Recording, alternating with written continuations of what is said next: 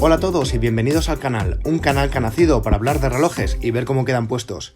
En el vídeo de hoy quiero mostraros este reloj Kawni que compré en una página de segunda mano, y lo hice con la intención de practicar con él, tratando de restaurarlo o dejarlo lo mejor posible. Y digo practicar porque es la primera vez que lo hago y mis conocimientos de relojería son muy básicos. El reloj está parado, no funciona y se ve bastante deteriorado. Vamos a ver el estado del reloj.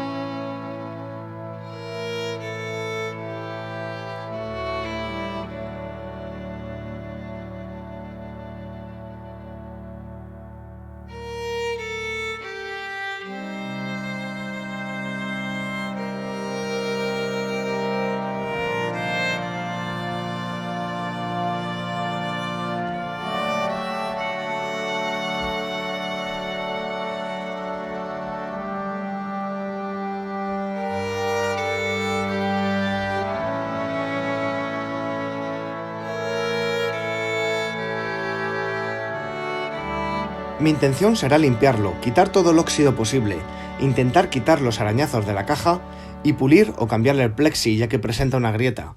En cuanto al movimiento, lo desarmaré, veremos por qué no tiene marcha, limpiaré sus piezas, lo lubricaré y trataré de hacer que funcione si no hay nada roto, claro. A medida que vaya avanzando os iré explicando las herramientas que voy utilizando.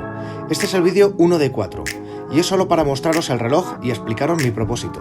En el próximo vídeo veremos el movimiento, su estado y por qué no funciona. Si no queréis perderoslo, suscribiros al canal y activar las notificaciones. Nos vemos en el vídeo 2 de 4.